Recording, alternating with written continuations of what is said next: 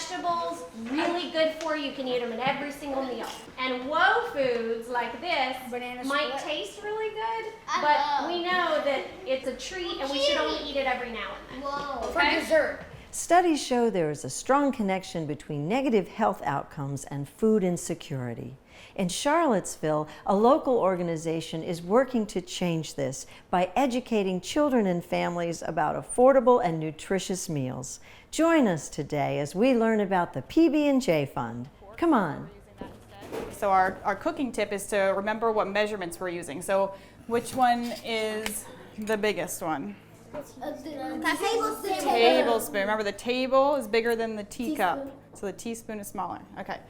Our mission is to reduce food insecurity and increase access for youth and families in the community to affordable, healthy food. So talk about food insecurity in Charlottesville, how it affects our community. Yeah, I think a lot of people in Charlottesville don't realize what a significant problem it is. So we know that 1 in 6 residents in Charlottesville struggle with food insecurity. And for children in the community, over half of students in the city's public schools qualify for free and reduced meals. And so we recognize that decreased access to healthy, affordable food has a myriad of health-related issues. So developmentally and health-wise, it's really problematic for children who struggle with access to food. Yeah, and often it can be the cause of obesity. Yes. If you don't have access to healthy foods and the foods that you have are really not nutritious. Right. So there's a misconception that people who are hungry and struggle with access to food are skinny, when in fact obesity, as you said, is very commonly linked because people are chasing calories. And what that means is that they're typically eating highly processed foods that are less healthy for them. And so you actually have the outcome of being overweight or obese. Talk about the programs that you have here that help to address these issues. Yeah, so we've got a number of different programs. We have what's called Chef Kids, and that's primarily an after-school curriculum-based program for school-age children in the Charlottesville community. And then we have Chef Families, which is really focused on families in the community with young children and is designed to both empower the parent with the knowledge to prepare healthy meals more affordably, but also to figure out ways to really incorporate their young children into the preparation of a meal. And then we have Chef for a Day, which is essentially a field trip model that allows us to reach more broadly into the community and hopefully allows kids who otherwise wouldn't have access to our programs to at least experience the kitchen. And then our last program is Holiday Giving, which is our annual food distribution program in December of each year. Okay, who wants to be my knife getter? We've been using cutting tools, wooden tools, measuring tools, and round tools. I like PB&J because it teaches me how to cook, and if I'm at home, I could cook with my family. So Chef Kids is working pretty exclusively with third graders and up. We find that's best in terms of skill development and being able to safely handle knives, work with open flames, that kind of thing. So we can start, since we have the garlic and the ginger, we can start cooking this part while we're waiting for them to do the carrots and the... So tell me a little bit more about Chef Families. So what goes on in that program? We have a couple of wonderful community partners, including Ready Kids and Young Lives. And that's really striving to create a full family experience. And so we provide childcare for the youngest children, but we really try to create a kitchen experience that empowers primarily mothers, but we hope occasionally some fathers as well, to do a couple of things. One is to understand how they can shop more affordably and more healthfully in the grocery store, as well as preparing easier, more convenient recipes, and they can actually pull in their older children to help with meal preparation. Oh, that's really great, and it's fun. It's fun, and we believe there's a really strong social and emotional benefit to families that are able to prepare and eat meals together. And your holiday program, tell me a little bit more about that. So we've done holiday giving for 8 years now, and the basic premise is that we pack and distribute bags of shelf-stable, healthy foods. And this is really intended to help the families of children who qualify for free and reduced meals to bridge that period of time when school is out and we know that they lose access to breakfast and lunch some days. That really is an issue with families in our community, and children going home for holiday break often don't want to take a break because they know that they're not sure where their meal's going to come from. That's correct. We know for a fact that some children in our programs or in our partners' programs, if they eat lunch at school on a Friday afternoon, that may be the last meal that they have until breakfast at school the following Monday. So the organization has been going since 2009. Talk about the results. We really didn't start teaching classes in a formal way until we had our teaching kitchen here, which was in 2013. But since PB&J started, we've had more than 11,000 students move either through our kitchen space or experience one of our programs on site with a community partner. And so that's a chance to provide a healthy snacker meal for each of those student experiences, but we're also empowering them with culinary skills and nutritional knowledge. And so we think that that's a really lasting tool that kids can take back home with them. And then specific to our holiday giving program, each year we distribute more than 500 bags of shelf-stable food. And that's translated overall into more than 200,000 snack or meal servings. So it's significant.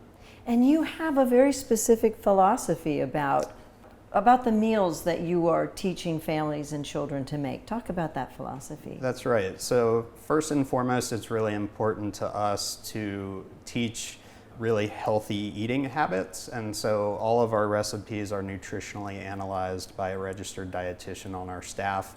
We adhere to the USDA's My Plate philosophy, and we categorize recipes using a go, slow, and whoa method that basically they're analyzed and then communicated to our participants that if it's a go food, you can eat that as often as you like. Okay. And on the other end of the spectrum, if it's a whoa food, we're not telling you that you should never eat it, but we are telling you that it's less healthy and so you should eat it less frequently.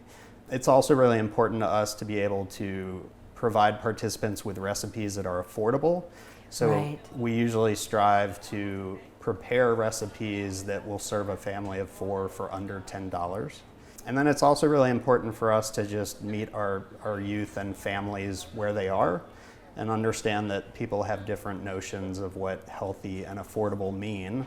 And within that context for each individual, we try to simply educate and empower so that they can make the healthiest choices for them. That is such a great philosophy. You work with a lot of partners. You mentioned a few, but talk more about your partnerships in the community because they make a big difference. Yeah, so we have a unique partnership model where all of our participants actually come to us through an established community partner.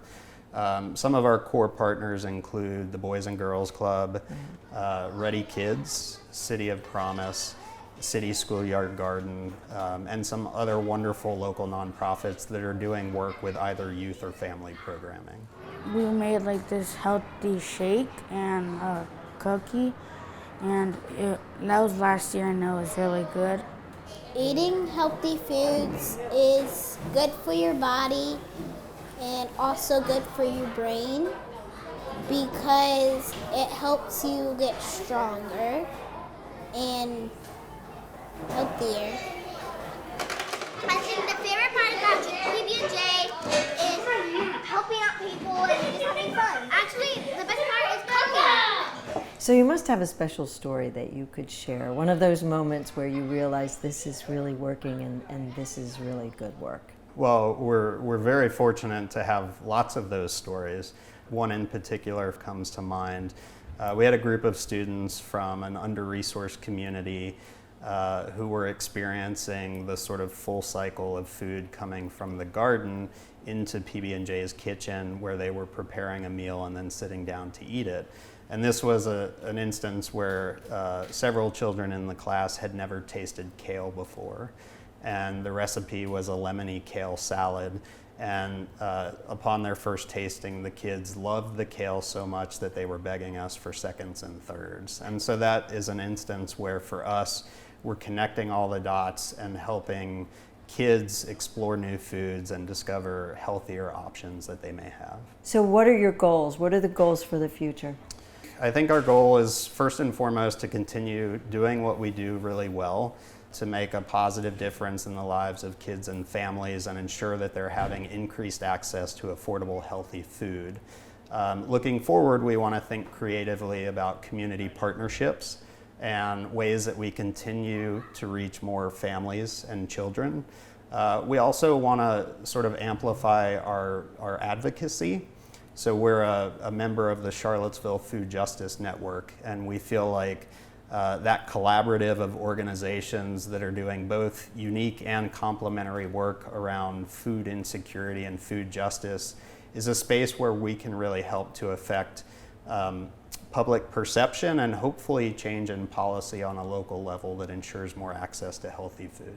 That's great. Now, if someone wants to help out in some way, get involved, what are the different ways they can get involved? We're always looking for volunteers, primarily to serve as a volunteer in one of our cooking classes, and that age range is flexible, so we can take high school students up through seniors.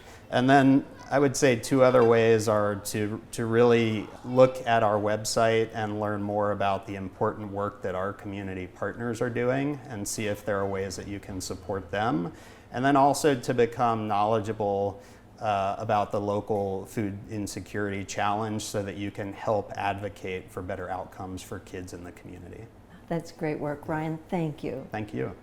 We always pause and we say, make sure you thank the chefs, and it takes them a second, usually the first week or two, to realize that it's themselves and it's each other. So throwing them for a loop, but also making them realize that they've accomplished something. I like cooking a lot. It's my most favorite thing to do in the kitchen. It's fun. It's really fun.